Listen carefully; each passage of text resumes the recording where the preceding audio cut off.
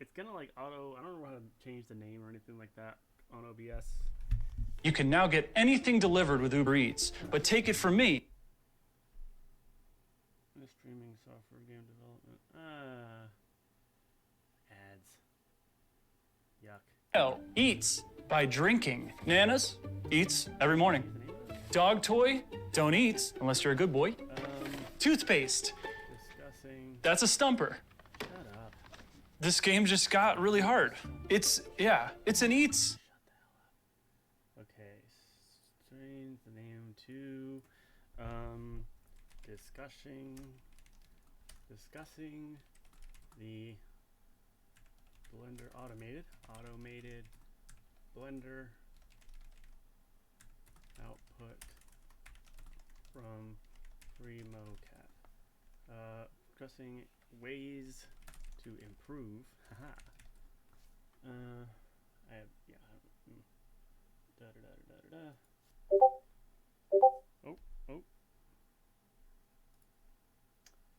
All right. Let's see. Software. Yes. Software development. Oh man, come on. I don't know. 3D animation. Huh? Sure. Done. Okay. Well, that happened. But is it getting auto tweeted? Do we auto tweet this thing? I don't know how to. I feel like I think it did auto tweet before, but I don't know how, which is kind of strange. Hello, Thorn David. How are you? I'm still getting set up over here with all the different parts of the internet. Live stream that. Okay, there you go. And then I'm gonna do something in the stage, which I've never done before. Start event. Go ahead. Start event. And then can I you're hearing that, okay. But can I stream my audience mute, show request, invite, exit stage? Can I not stream my screen to this? That's not great.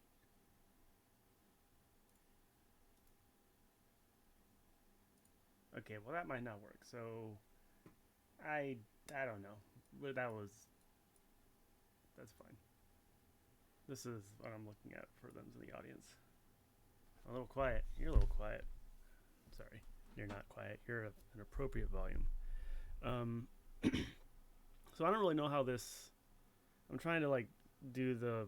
I was trying to like have my plan was to like stream what I'm streaming to Twitch and YouTube, also to the Discord server and the stage, but it doesn't seem to have a mechanism for sharing my screen, or at least if it is, I don't know where it is. So I might just leave it there and we can figure this out later. I don't know. People will be able to hear me, I guess. I don't know. It's fine. It's fine. And close. And alrighty. Oh, actually, I'm not streaming. Now I'm streaming to YouTube, but I don't believe I will see their chats. So I don't know what to say about that either. I'll be alright. Yeah. Let's see. Anything else? Any other setup I need to do? I don't know. Alright. How's everybody doing? Welcome to this stream. Let's see. What else am I doing here? I think I'm good.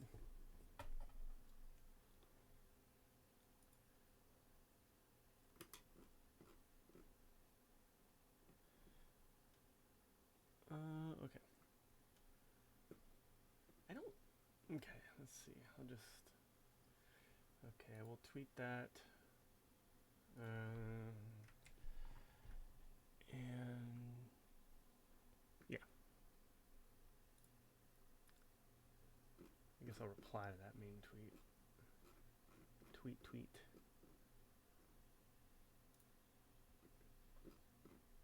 Reply. Stream. Starting now. Sure. Okay. Da-da-da-da. I thought in one of my previous streams that there was some mechanism that created an automatic tweet for it, but I don't know where that came from or if it's going to happen again. If it does happen again and you get double tweeted at, I apologize, but also just scroll past it. You'll be okay. Okay. All right, let's see. Okay, it's 2 o'clock. People are popping in. I see Norse Ninja and Vandalo in here. Hello, folks. How are y'all today? Norse Ninja, I haven't had a chance to. Actually, I just downloaded your thing. Hi. I really enjoyed your floppy-nosed Fluffaluffagus friend. And Marcus Llewellyn. Hello. Gang's all here. Let's give. I think people are trickling in, so in the classical sense of giving a timed, not timed talk, but let's give. I'm gonna take a quick look at. This is Norse Ninja's animation, and it looks pretty good. Let's see here. Yeah, I mean, okay, so it's pretty dark, but that's probably by design. Like the images are dark, but they look crisp, at least from where I am. Let's see here. Let's look at one of these videos. Yeah, looking nice and there's some kind of backdrop, which is nice. And I guess I can. Let me check what the settings were. Let's go to the config YAML. Yeah, exposure was -6. So it was dark, but it could have been darker, meaning that. Yeah. Okay. Yeah. Yeah. I mean, I tend to do a lot of my recordings like in front of a big window during like in the daylight, so I can get it down to like -7 or -8. -6 is workable though, and you know your movements seemed like they were pretty well tracked, so that's good. These two are cutting off your head, obviously, but you seem to be suffering from the challenges of working in a small space. So you have the choice of having the portrait mode view, which gets the good view of your whole body, versus the landscape view, which has the wider coverage. I am familiar with these challenges. I often will go for the portrait mode for all my cameras, just because humans tend to be portrait mode. But I would, it's frustrating because then you can't get like wide arm movements and things like that. But yeah, overall, I'd say that's probably causing. Oh yeah, also for the record, where'd you go? For the record, the little the Charuko dados are out of. They get plotted out of sync here because I'm a little sloppy and I don't like if the first Charuko board is detected on frame 100, then that's where that recording starts, so it's a little out of sync. But yeah, I mean, yeah, see, like here's a bad skeleton down here. It's found a skeleton on your little foot rather than your real human body, possibly, but it snaps too, and it's getting you pretty good. So yeah, camera placement will help, but it's hard because you know, it with these like these little webcams have a relatively narrow field of view because they're designed to just capture your upper body from like arms reach. Um, uh, so you kind of have to handle the field of view that way. Vandalo, that is very far beyond my pay grade. I'm afraid.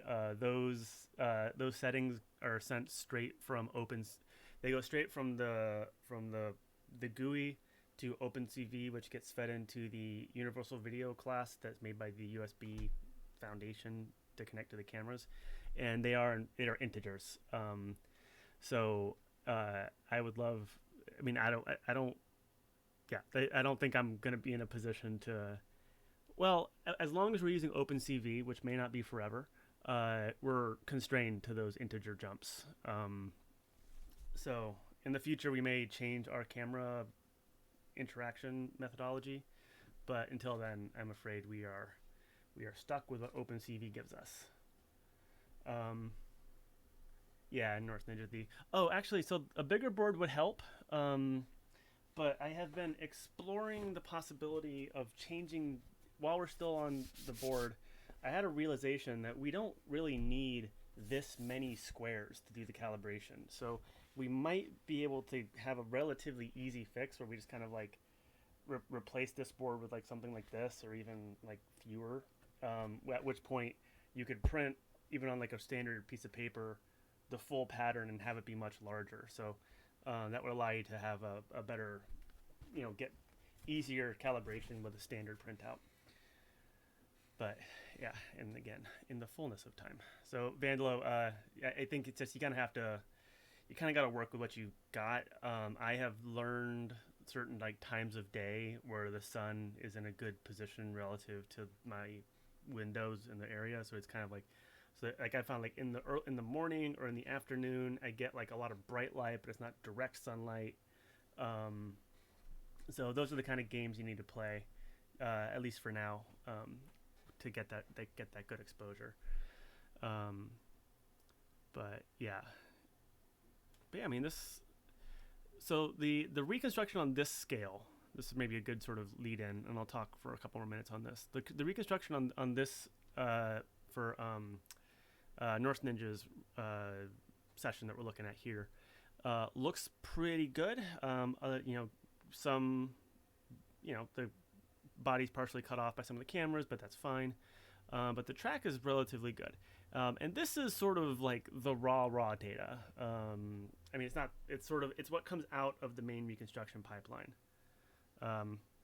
Yeah, nice. That's a good move, Marcus. I have similar. I love seeing people figuring things out, and it's good to be having these conversations so people can like share the things that work.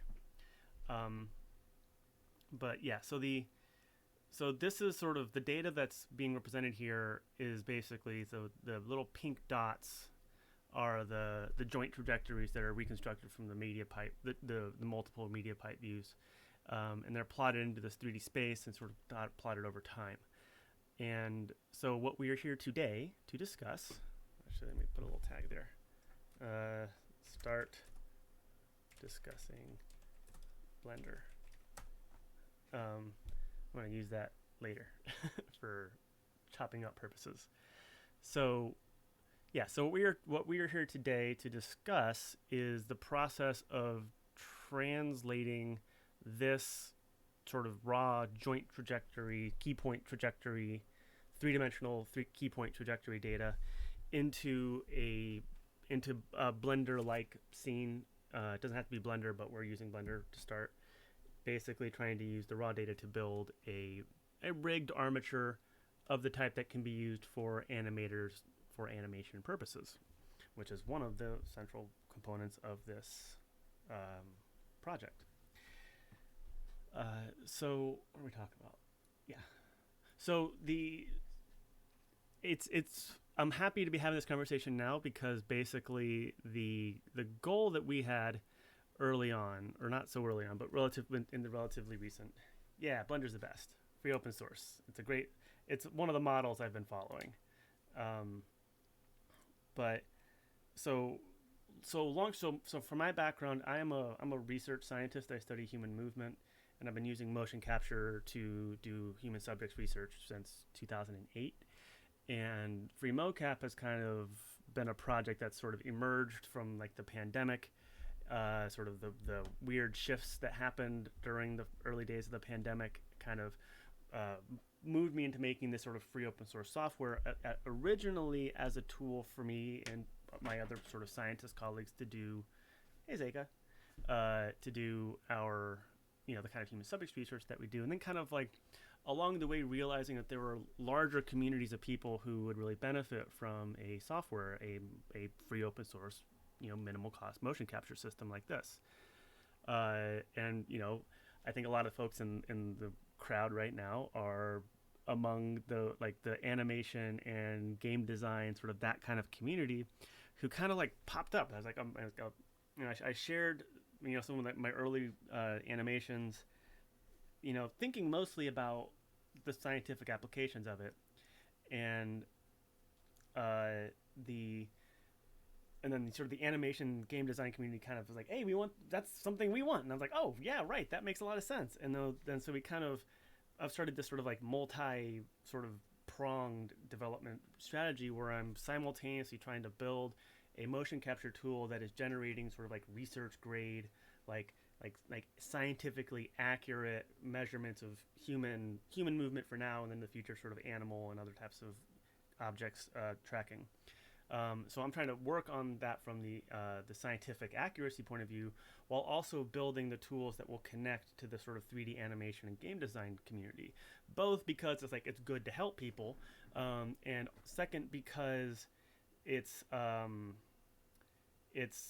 like there's a lot of amazing abilities within that community that I think is not like the animation community has a lot of skills and techniques that I think would benefit the scientific community and vice versa. And so I'm hoping that if we sort of build this thing correctly to serve both communities, we can get something that will be mutually beneficial to everybody. Joe, I'll comment on that in a second. Moving on from this representation to so we added the sort of functionality to basically take that 3D trajectory data. Here's a cat. Say hi, Pooh. This is Pooh. You can say hi, Pooh. Okay, now she gets to go into her box. Yeah, Marcus. Also, the move towards like the low cost reconstruction was an interesting one. That sort of based on the idea that we want to be like. I was originally going to be steering towards those like research grade, like your FLIR cameras, like your Basler cameras, like all those kind of like high end cameras, and then was just like, well, maybe that's going to price people out. Like it's like, we're talking like a couple $100s a pop for cameras, which in the research world is nothing, but in like any other context is like you're asking me to drop like a couple grand on a motion capture system minimum. So it's like, well, okay, but you can buy a cheap webcam, this one for like $10-20. So why don't we build a system that works on those so that way everybody can use it, and then we can scale up to the expensive cameras and it will probably work better. Which we're actually discovering there's new problems when you scale up to higher quality cameras, but we're solving those problems. So that's kind of free motion capture for everybody. It's the vibe. Yeah. See, love that. Price opened the door for me, says Norse Ninja. Like, love that.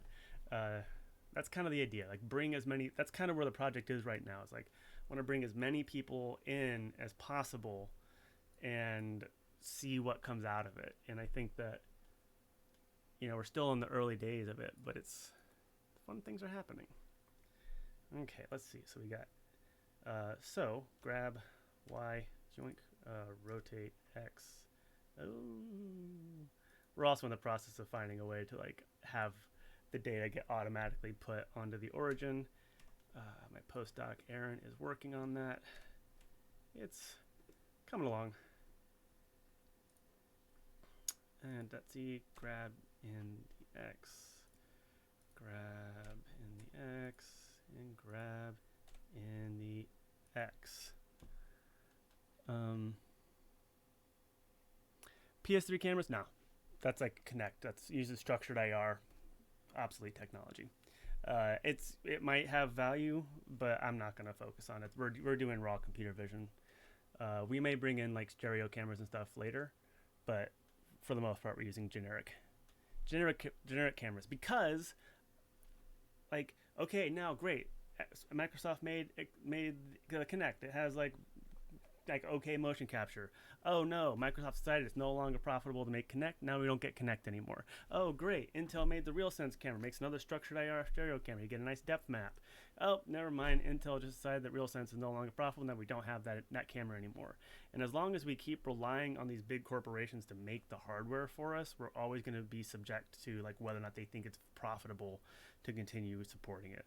So that's one of the reasons why we're focusing on like the generic webcam, is because I don't want to be tied to any particular hardware, even if the hardware would be beneficial in the long run. Okay, let me see. Wesley Sales, 3D animation layers, function extract some keyframes from motion. Yes. Okay. Wesley Sales has made a very good, interesting point about, so like when you're recording at 30 frames per second or like higher, you get like one keyframe per frame, because effectively this let's set this playing. You get these one kind of like incredibly dense keyframe sort of things, which like the animation world wouldn't, is like it's too much for y'all. Basically, it sounds like this animation layers add-on, which I will check out, sounds cool, can sort of fit the underlying curves and then decimate your the actual keyframes, which could be very helpful. It's in the chat, so we'll check it out later. But I don't have that much time to talk today because I got to be gone by 3, which is in 45 minutes. So I want to make sure we're moving at a truck. So if I don't give good questions in the chat proper attention, I apologize in advance.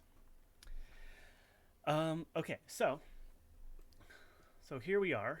We are now in here and looking at this. So he's tilted because I wasn't very careful. I guess I could be a little careful. Rotate around X. Close enough. Grab around Z. And that's interesting. Because this axis is roughly speaking in camera 0's position, which I'm guessing, is that this one? No, that's 2, 1, that's 0. Oh yeah. So it's kind of like got that upwards view of you. That's kind of nice. At first I was like, that's weird, that camera's in the wrong place. But I was like, wait, my cameras are up high, but your camera is clearly down on the ground. Yeah.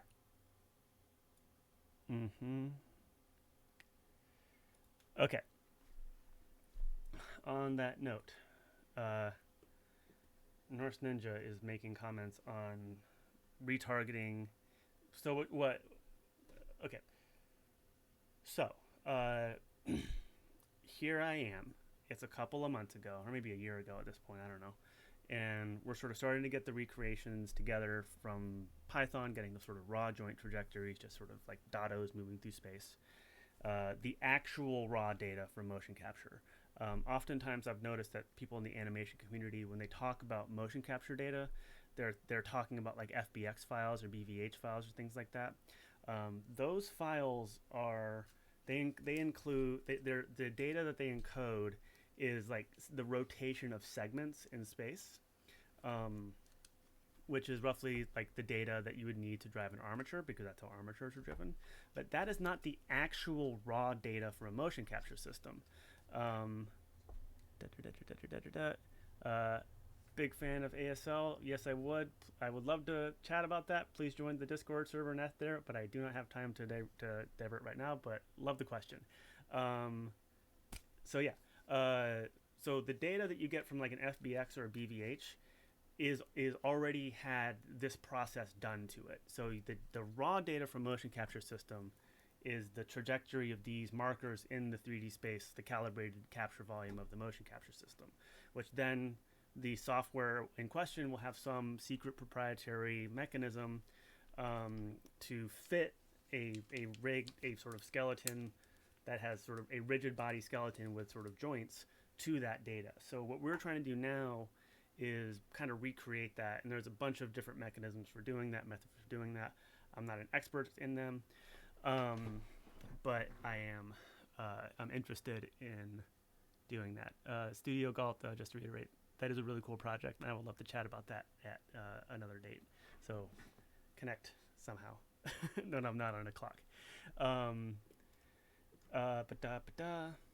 So right. So the challenge then became for me to find a way. I say me, but me in the lab, and in particular, I want to call out Jackie Alex, who is an animation major who's been working with me for a couple of years now, who did a lot of the initial exploration that sort of led into this this system. And the goal here was just to find a way to relatively reliably put the data from that sort of raw marker joint tracked point trajectory format that you saw in that sort of that animated stick figure video into a Blender armature rigged mesh scene. And and this is the result of that. It was a little, and it was sort of done with like help from people like Paolo Campora, who's the guy who makes what's it called? Balls and Ninja. Oh, thanks, North Ninja. I appreciate that. But anyways, I got some help from some friendly people, and XP rig. That's what Paolo has a retargeting add-on that's very cool. Yeah, and so this method for making this was a first pass and kind of a proof of concept, with the hope that as I am going into conference season, which is basically the summer of like academic people in the summers tend to go to conferences and share their work, and that's kind of where I'm at right now. I was at a conference a couple weeks ago. I'm going to conference in a couple weeks from now, and that's where I'm going to be sort of presenting this to like the scientific community and sort of try to get support from that group. And the hope that I had, which has worked, was that if I can get the data into a format that the animation community will recognize, then they'll be able to sort of come along and tell me all the things that could be done better. Because, we were getting to this place where people were making these videos and be like, yeah, I got it working. But then it's like, well, but then what do I do with it? And the answer is that if you like are comfortable with it, you can pop into the data erase folder, and then here's this smoothed MediaPipe scale 3D smooth.npy is a numpy file, and you can like get in that, and like, but like who knows how to do that, right? I have looked at USD, the Universal Scene Description, and it frankly looks complicated. It's kind of where I got with that. So people have asked for USD, GLTF, BVH, FBX, and so I kind of decided that rather than working on those, I'll just stuff it into a Blender scene, and then once it's in here, then hopefully Blender's export methods will be able to handle those specific changes. And I think the code may even say in the terminal output, we're sending this off to GLTF and whatnot, which is a lie.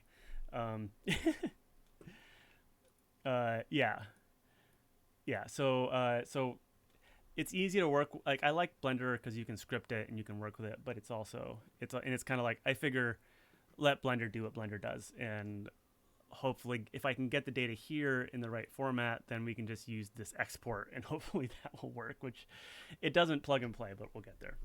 Okay, 224. So I'm going to take another maybe 10 or 15 minutes talking about the method that we currently use and then maybe get some input from the crowd. So the way that we pull the data into here is by way of this insane mega script, 1,000 some odd lines of script, and it lives. You can get that file. It is in the repository, in the main repository. GitHub. So if you go to the main GitHub repository and go to freemocap, and then in here there's this Blender mega script. This gets called automatically from when you're running. When you're doing freemocap.runme, if you set use blender equals true, it will take the data and stuff it in here. You can also just take this py file and load it into the scripting tab here. Just open, find, actually there you go, find the file, find there, and if you run it from, and then down here on lines 30 or whatever, just put the path to the session folder that you're trying to recreate, and then hit run, and it will do the same job, and it will load the data in, hopefully, and it will work pretty well. You can also specify it will try to find a good clean frame where you're standing like in an A pose or something like that automatically. Don't trust, it's not a very reliable automated method, but it does exist. Or you can specify that frame right here with just good clean. You probably can't read that, can you? I don't know how to make it bigger. It's there on line 31. Good luck. So yeah, so if you wanted to play around with this, you could do it that way. It's an easy way to do it. Now let's talk about. Okay, so real quick, I'm just going to talk about the basic workflow of this mega script.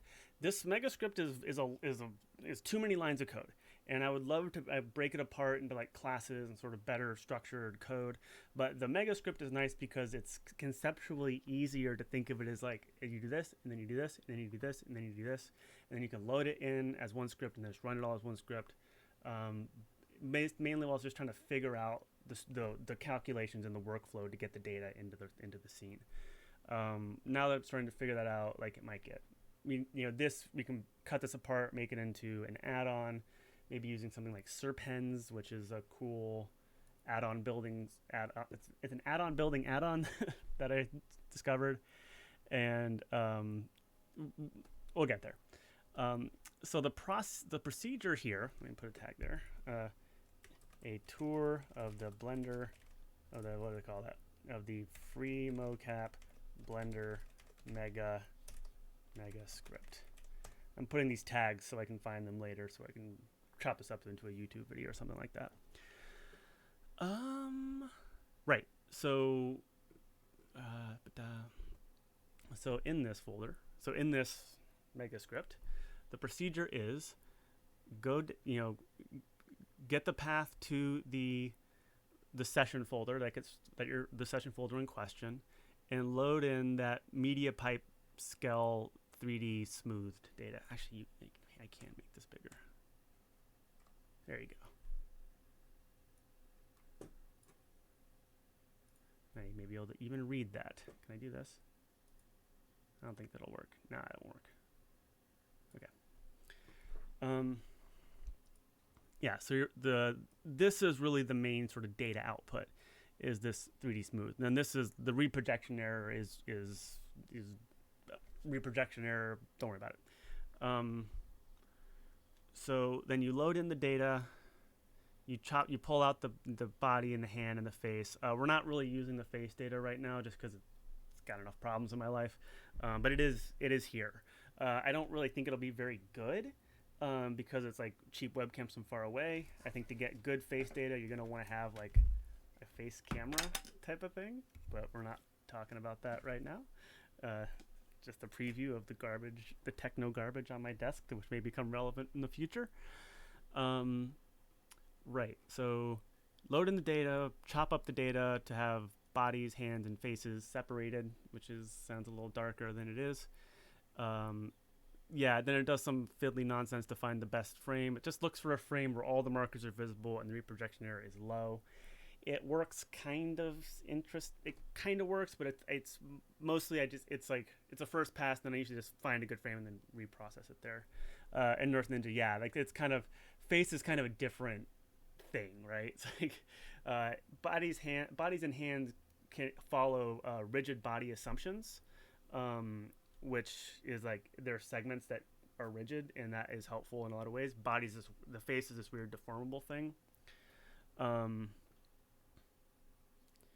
yeah, the iPhone is actually the standard use that people use these days, but it has a lot of the same issues that I had before, which is it's a dedicated piece of hardware that is not under the control of the people who are going to use it. So, hey, great, iPhone has a nice face tracking algorithm, but then the iPhone whatever 14, whatever number we're on, comes along like, we decided we're not going to put that on there anymore, and then everyone's out of luck. So I'm still just trying to build. This is like a two. These are just like same cameras, same $10 cameras, just two of them attached together, and seeing if there's other mechanisms that can approximate those dedicated hardware.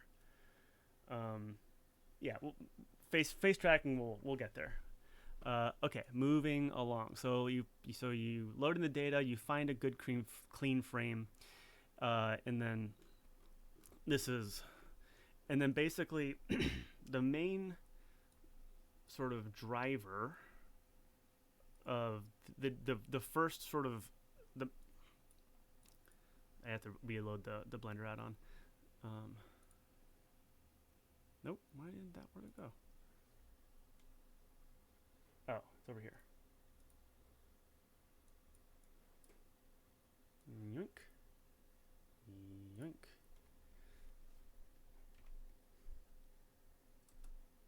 So the main, what am I talking about? I am talking about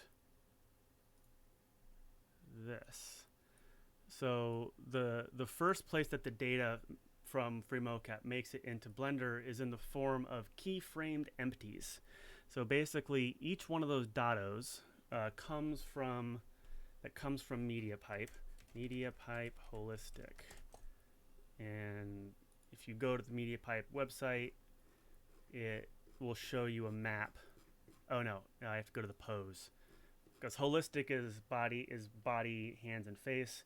The computer, they call it everyone.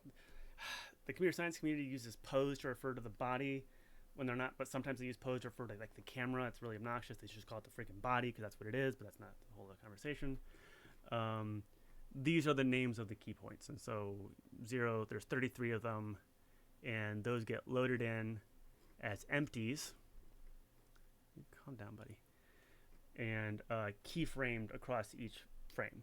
So if there are 1,000 frames, it will take the nose empty, and then from frame 0 to 1,000, it will update the position of that nose empty, the XYZ position, 1,000 times, and you get now that. Okay, you're gonna have to calm down. I don't need to know. Yeah, probably that. Thanks. And so those keyframed empties, you can see them. Each one of these little orange dots is a keyframed empty. And you already kind of can see where some of the issues come in here, because like the data for the keyframed empties of your hand looks a lot better and more like hand-like than the actual data, than the rig, and that's comes from some of the slop with the biggest offenders in the slop scale are basically actually the whole body. So the shoulders, the hands, the face, the head, the feet. But the elbows look okay. Okay, anyways, so you go through, you load in all the markers, the dados that are being tracked by MediaPipe as keyframed empties. You create a couple virtual markers. So, for example, like there's a keyframe. There's a tracked point for the left hip and the right hip, but there's not one in the middle of them. So you can make a virtual marker by just taking like the average of the hip markers in your left, and then the result is this. Where you at? This marker here, which is named hip center. And you just calculate that. There's a couple of them that we put in there. There's the the neck, which is the average of the shoulders. There's the head center. There's the hip center, and I think that might be it. I'm not sure. Okay. So that part. Okay, so now the data is in Blender in the form of these keyframed empties. And now the question, and now we start getting into the part which is like very much outside of my standard skill set, which is trying to control, trying to basically fit like a. So we use the Rigify, cool. We use the Rigify human meta rig and try to sort of. The idea is to try to drive that with the keyframed empties, and we'll talk about how I do that later.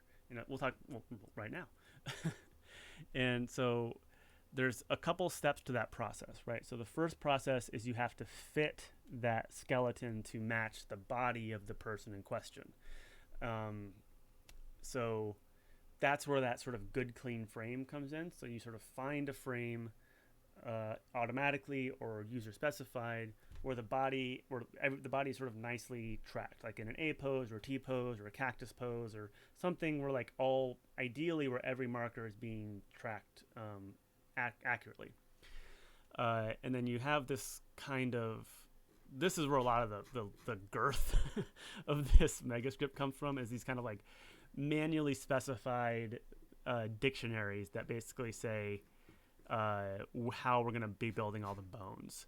So in Shift A, armature, human meta rig, like, so this is a standard Rigify meta human rig.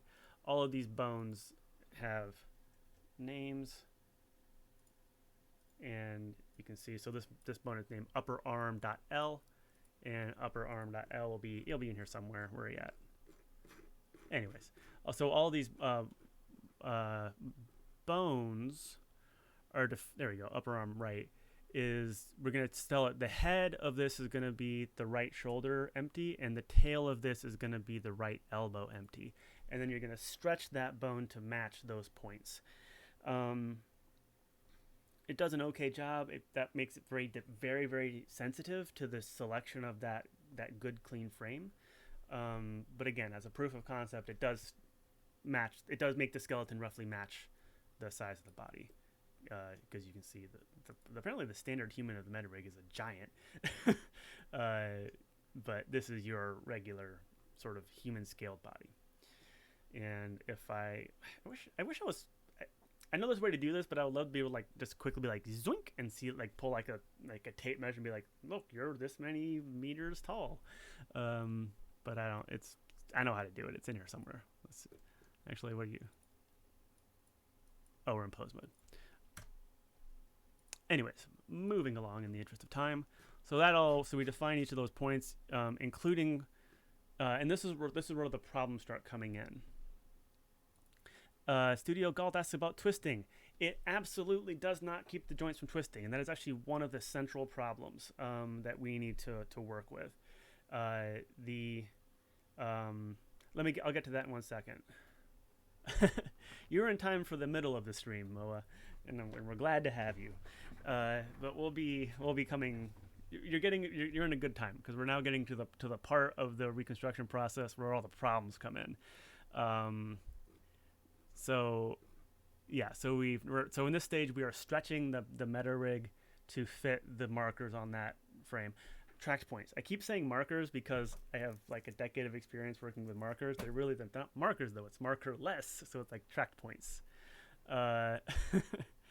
Problems are fun because if you know what the problems are, then you know what to work on. If it's not working and you're not sure what the problems are, then it's like, well, I don't know what to do. So it's like, yeah, it doesn't work for all these reasons. It's like, cool, and that's the task list.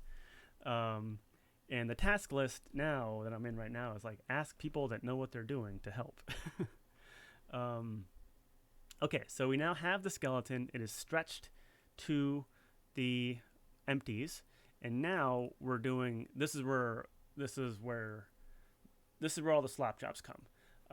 So then you basically start to apply constraints between the bones and the keyframed empties to drive the skeleton across those keyframes. And we do it again with one of these like pretty massive, just relatively handmade. It's not really handmade because once you've made the left arm, you can just copy paste it and replace left with right. So I'm not like typing all of this out, but I did type a lot of it out. It was one of these times where like the brute force solution felt like the elegant solution because it's like, well, I could try to be clever about this, or I could just beat the crap out of it with manual labor, which is always fun. Um, yeah, and so usually the idea is, let's see, is that it's some combination of copy location and damped track is the main constraints that I wind up using. And so like it's typically like the so like the thigh as the like start of the leg has its head copy location to the sort of the proximal joint, which is the right hip, and then it does a damped track towards the distal joint, which is the right knee. Proximal is closer to your center, distal is farther away. And then the shin, it doesn't need to have the copy location to the knee. It just damp tracks to the right angle, and then sort of you continue like that. And then I make some extra bones. Apparently, I don't know why that.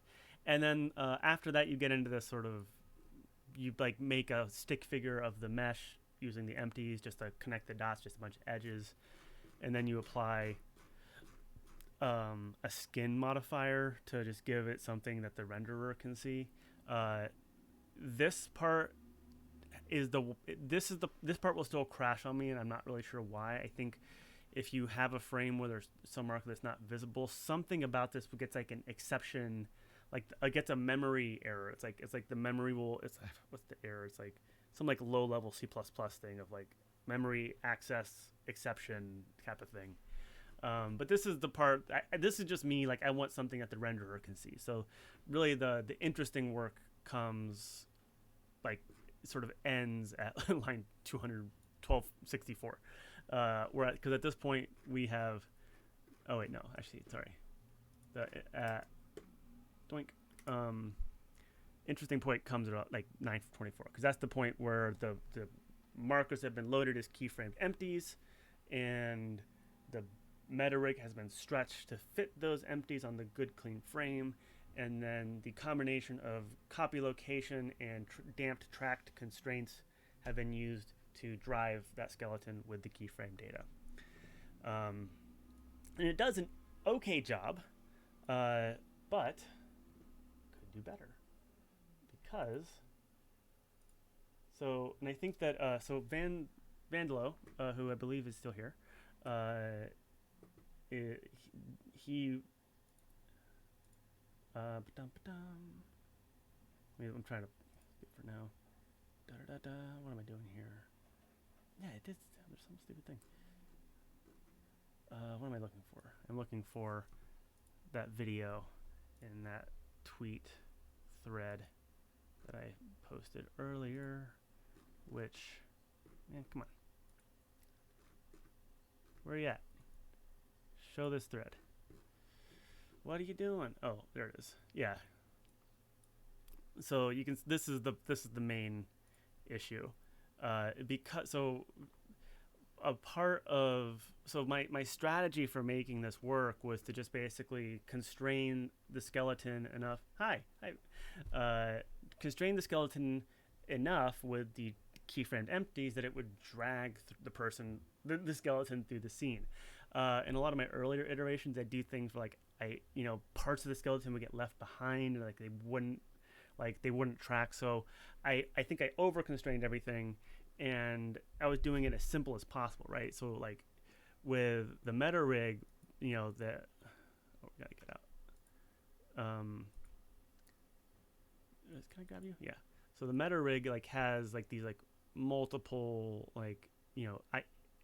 inverse kinematic chains for the neck and multiple for the spine, but I didn't know how to do that in code, and so the shoulders connect to the central point here. The clavicles here are are not connected to the spine, whereas mine I connected everything is connected.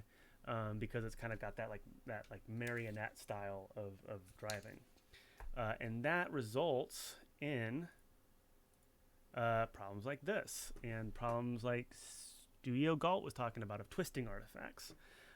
Basically, where you're moving your head back and forth, and that translation of your head is causing twisting in your shoulders. Which, if you're if you're trying to like drive a mesh to look good, that's not going to be a problem. So what you can do is you can be a very clever bean. And where did that go? Not that one. Show this thread. Not that thread. Where are you going? Stop it. Stop it. No. Show this thread.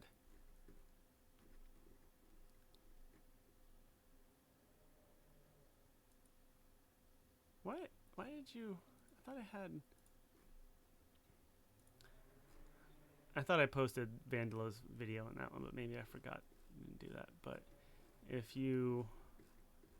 This would have a lot better impact if I had... Where did it go? There we go. This video, which I can't tell you how much I love this video, but this Vandala does the clever and fairly classic move of having your animated character be like a fluffy, chubby thing, so you can hide all of the sloppiness of the underlying rigging. So like those twisting artifacts aren't as noticeable if you're Snuffleupagus. I think that's what you see a lot of animation, sort of like mocap animation reels, and it's like people like covered in these like massive fur and like these like really like extravagant visual effects, and it looks super cool. It's also a good way to hide sloppy mocap data, and I know a little something about that. But yeah, it's again, love Snuffleupagus, little knobbly nosed tooth monster. I've watched this video like 1,000 times. But what was I talking about? But yeah, so that's kind of where we're at with this thing. I am interested in so this fellow CG Tinker has this video where he's doing a single camera reconstruction. So MediaPipe does give 3D data from a single camera. You just don't. Yeah, all mocap is perfect. So MediaPipe and a lot of these markerless tracking systems will give you 3D information from a single image. It's just not trustworthy because it's inferred as opposed to measured. So someone mentioned before, it's like, oh, what about the foot drift thing? Foot drift is not a problem for us. Foot drift is a problem if you are guessing at the depth. We don't guess at depth. So each camera gets a two-dimensional view, and then because we have multiple cameras that are calibrated, you triangulate those points, and then the 3D location of that, if assuming it's a good track, is now a measurement. Oh no, I'm not. I'm not CG Tinker. So CG Tinker is using the raw 3D data that MediaPipe reports, which is just not a reliable. It's good enough, but it's not scientifically accurate. It might be like looks good, but it's not. I'm not happy with it. However, so he is using drivers instead of constraints, and I just watched his video. He has another video on his channel about how drivers work, and they seem to be like more powerful, and you have more control.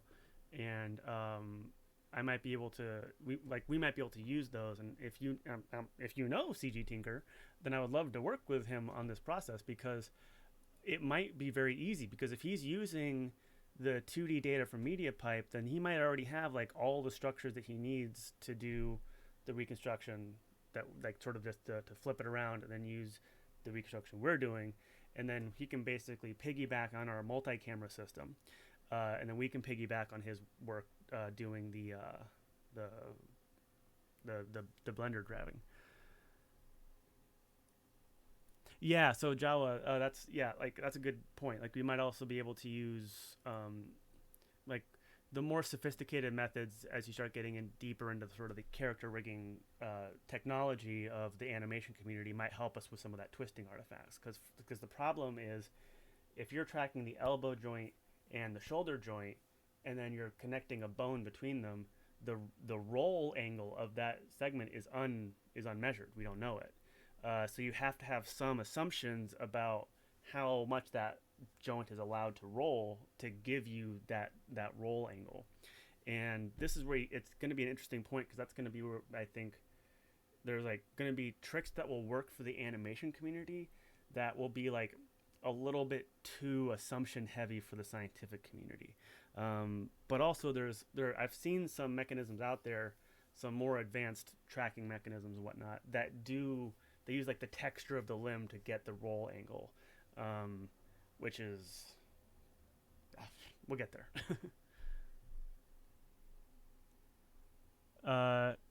Great, yeah, and show them this video. I mean, happy to chat, because the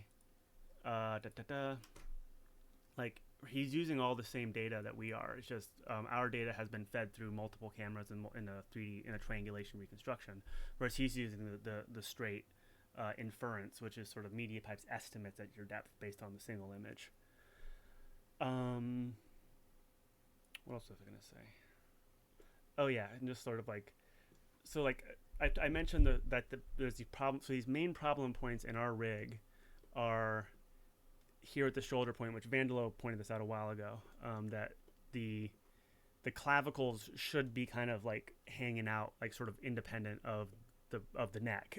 Otherwise you get those twisting artifacts when you move your head that was in that little demo. Similarly, see if I can turn off this mesh. Yeah, look at this. That's not really what. Again, because I was trying to do that sort of marionette, sort of fully connected skeleton thing, all of the hand joints, all the fingers connect at the wrist. Whereas I've noticed that, so the Meta rig here, and a lot of the other rigs I've checked out in the past have a similar thing to the clavicles, where the fingers are kind of like free floating, and like I think they're parented to the. Can I show that? No, I don't know. They're parented to the wrist so that they maintain that distance, but they're allowed to sort of a little more freedom within that. Whereas I think over here, like because things are parented, I think, to this wrist marker here, you get issues like this, where like the hand, like again, you can see here, like the empties of the hand are tracking pretty well, but the way the bones of the hand are defined, they cannot actually get there. Like they can't track to that point. And so you get this situations like this, where like the fingers of the mesh and the bones are like are not as good as they could be with the data that was actually recorded. Is there any other? Yeah, probably similar stories with the hips too. Basically, the issues of like, I think my fully connected skeleton is causing the fact that the skeleton is fully connected, and the fact that roll of the bones is unspecified, means that you get these twisting artifacts that sort of propagate through the skeleton, and we need to work on that. Okay, and is that all I wanted to say? I think that's all I wanted to say. Oh yeah, there's also issues of noise. So like the data that comes out of freemocap is noisy, and so you can solve that in a couple of ways. One is to clean it up before you send it to Blender. The other is to make a mechanism for building the Blender skeleton that is robust to that noise, or ideally both. Do I run any filters with the mocap data? I do. There's a very simple smoothing algorithm filter for the raw trajectories. It's a third order 5-span Svitzky-Golay moving window smoothing something. It's just a very simple smoothing. It's there's no gap fill. Here's the things we're not doing that we could. We're not gap filling. We're not doing like more cleverer filters like your Butterworths and your whatnot. We're not doing any kind of kinematic fitting, basically saying like optimize to say like your rigid bodies don't change length, so let that happen. There's a lot of stuff that we're not doing right now because we're just kind of focusing. We have been focusing on that core pipeline, and then assuming that once we start putting in energy into the filtering process, that it will just get better. Um, and we're now starting to get to the point where it's like, okay, well, now maybe we should start doing that because I'm starting to use it for, scientific research in my lab. Other people are trying to use it for research, um, and people like people with animation XP and talent are trying to use it for animation. So it's like, okay, now is the time to start thinking in that way. Um,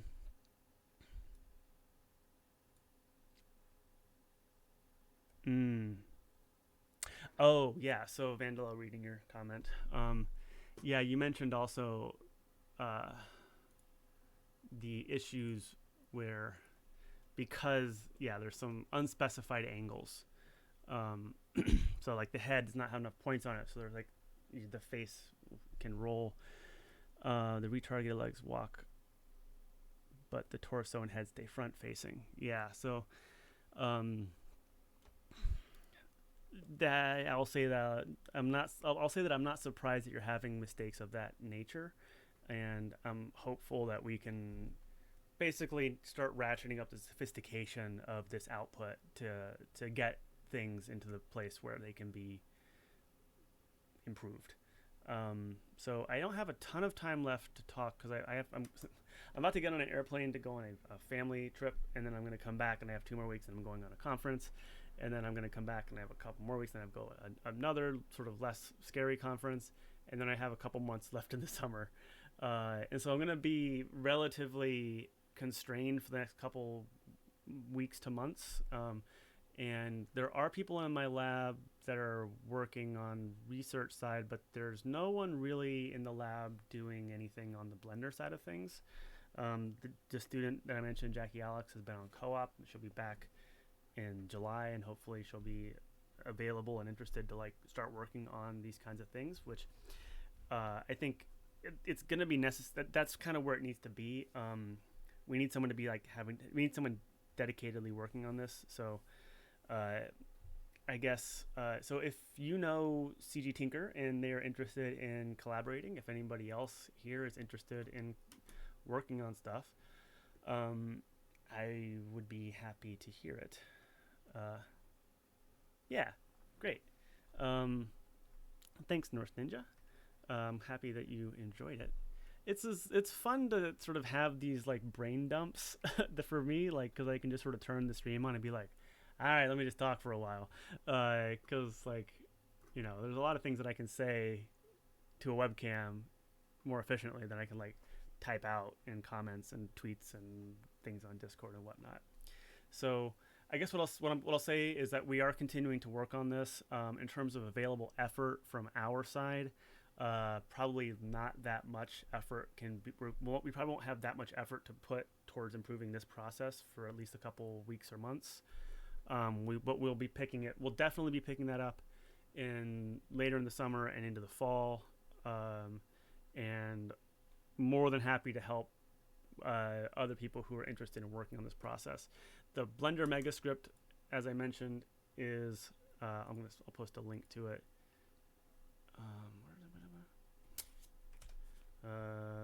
Free mocap. Free mocap? Huh? What are you? Free mocap project. Come on, GitHub. Wait, where do you think? Okay, that is where I live. That's accurate. I wanted to see what that map was.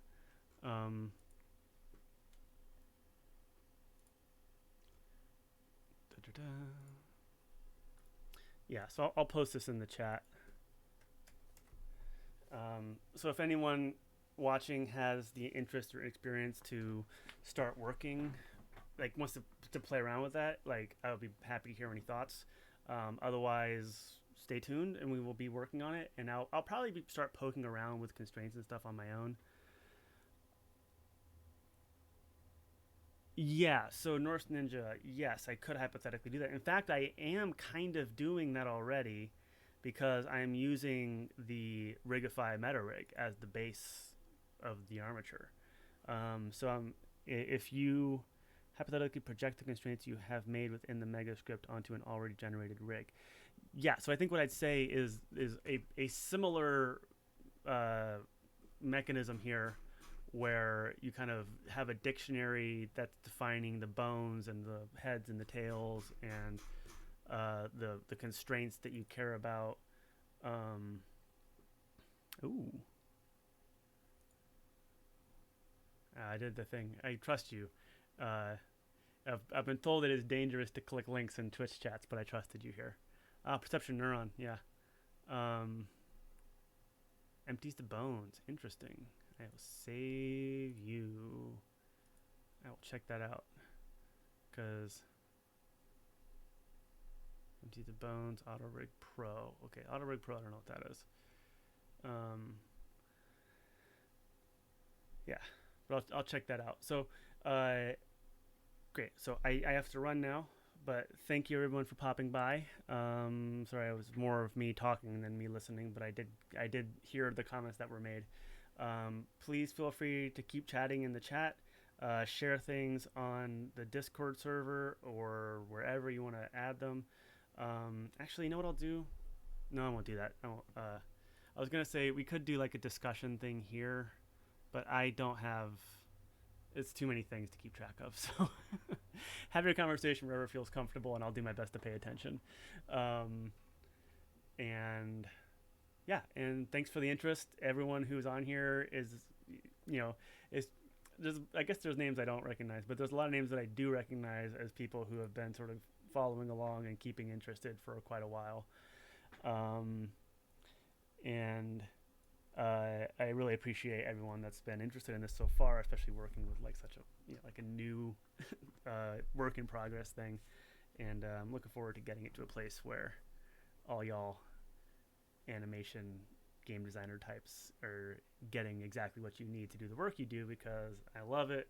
I love the connections, the potential connections between those communities, like the animation game communities and like the scientific communities that I run in.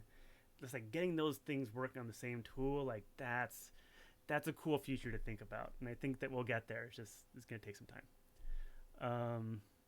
But yeah, alrighty, y'all. I'm gonna shut it down now.